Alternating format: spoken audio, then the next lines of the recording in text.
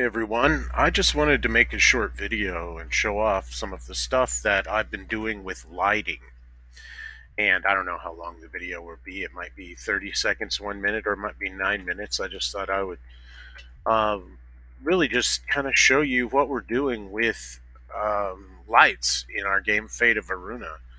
Aruna is a shattered planet, which you'll hear me say a lot.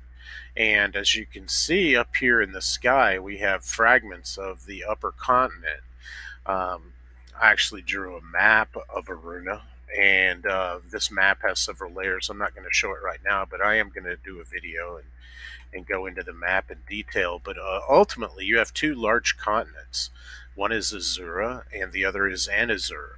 And these large continents are conical shaped continents with pieces missing out of them. And so, where we're at here is kind of on the top cone.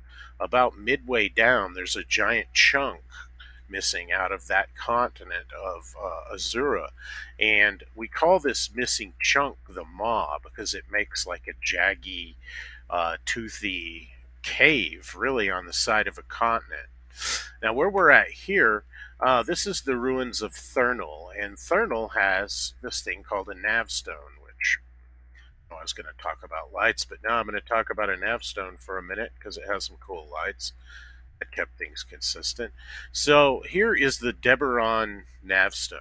Now, without just giving away every cool secret or throwing out too many spoilers, I'll say that the navstones were placed here by the ancient gods, and the purpose of these navstones is to one, hold the planet together by affecting a quantum locking. And so, like the continent of Azura and the continent of Anazur, and then all of the minor islands of Aruna Majoris, are all held in place by anti-gravitational fields that are projected by these navstones. Which, as you can see, there are parts of this navstone floating. Now, in traditional fashion, humans and dwarves have used Navstone for technological purposes. And, that means that, work teams have actually developed the technology they need to break off a chunk of this Navstone. And it's out of from these chunks that are then ground down and inserted as rods into stone. This is how you get the airship engines. It's also how you get the very paradoxical um, thing that air transportation in this game, Fate of Aruna, is based on kind of age of sail, colonial era, shipping era, longships and frigates and ships of the line that are suspended by large rocks. Yeah, large rocks. So it's the presence of these navstones that explain that. But back to the lighting. Lighting in Fate of Aruna is very inconsistent. This is because the planet's been broken apart, and there are all these planetary fragments. Some of them block light, others of them don't. So on this current map, how we're representing that is I use various tricks within Unity. Right now, we're standing in sunlight, and this is basically um, as bright as it gets here in the Maw. And it's not full brightness. Like if you load up one of the other maps, if I were to show you, you would see that on the upper continent things are much brighter. But here, everything, even in direct sunlight, is rather dim. But not dim enough because, as you can see, there's plenty of light here. Um, there is still within this. Now, what's going on here with the lighting amongst these other pieces of the ruins is I use point lights, and they act as a global emission source that lights up the object. And one of these objects that you see are actually part of a ruin set developed by a company called Sinti, and we licensed the Sinti ruins. Now, as you can see, I have moved into an area where it's dimmer. Okay, I'll stop moving so the screen will clear up. But now it's dim, and if we look up, it is dim, in fact, because there's a fragment above us. But what I noticed is that because my fragments aren't, of the same volume or surface area as the ground, I got pretty inconsistent lighting. more inconsistent than I wanted for a shattered planet.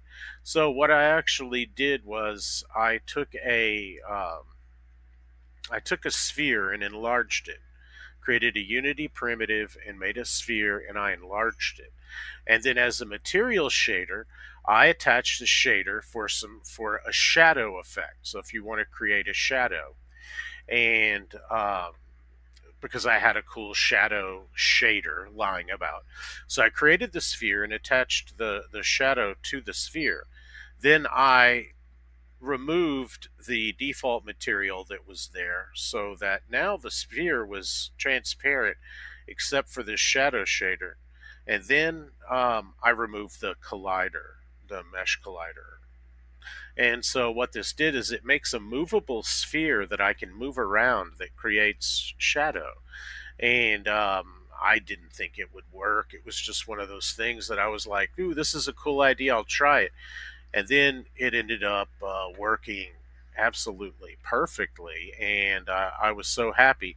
Now, as you can see, I've moved out of my shadow dome, and now we're back in uh, Azura and sunlight, more or less. We're moving through another shadow, but I'm coming into an area that I wanted to make like a polluted desert, and so I wanted this polluted desert to seem kind of dry and blasted and hot. So I went through and removed my floating shadow shaders from every part of this desert that I could.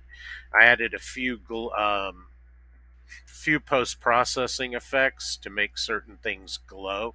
These fragments of engines. Maybe I better stop and tell you what's going on. Really easy explanation is I know you can't see it because it's in shadow over there, but this is a part of Aruna where people bring ships, and it's very dangerous. But because gravity is lighter on the interior of the planet, there's been a kind of development of zero G or low G tourism and low G sports. So people come to this part of Aruna to do sporting events and games, and it can be a shortcut trade route. It's highly dangerous, and so all kinds of airships have crashed here. And one consequence of crashed airships is their elemental engines have cracked open and polluted parts of the world where the ship crashes. Sometimes the elemental plane of fire or elemental plane of air is exposed, and this can create a certain firestorm or windstorm. Sometimes fluids from these planes leak into Azura Major, and this is what you see here. Is there's a couple of crashed fire engines. Fire engines, yeah, and these flame aspected engines have leaked out their juice, and as you can see, it's created some mutants. So these bugs here flying above me are actually mutants that have inherited properties from the elemental plane of fire. So they're what you might consider to be a half elemental, and they have a really painful sting, and they generally lay eggs around the engine cracked engine compartments because this is where it's closest to their home plane of aspect. So here we're moving to another area of light and approaching another area where I really wanted to do light effectively. So I'll go ahead and run. Here we have another crashed engine, but over the top of this hill, you're going to see an area I'm calling the scorched jungle, and this is kind of a very World of Warcraft inspired zone. I really was feeling my love for WoW when I started making this zone, and as you can see, it kind of has the look of like Zangenmarsh or some kind of place over in WoW where you would definitely encounter this stuff. But as you can see here, once again in the jungle, I've made it really bright to kind of aspect the heat. Now, um, this is just an early stage of development. Here you can see kind of a meso-human temple being built over there, an ancient temple, and this will tie into the plot because ancient humans and ancient dwarves traded together. And so you'll just see a marked difference between like meso-human statues and ancient dwarven ruins. Here we have a crashed airship. You probably saw it as I came in, and but this airship didn't pollute the environment. We got lucky; it just crashed, and its sturdy rune engine didn't crack open. So, with that, I guess I've said everything I want to say about lights, and I'll catch you next time.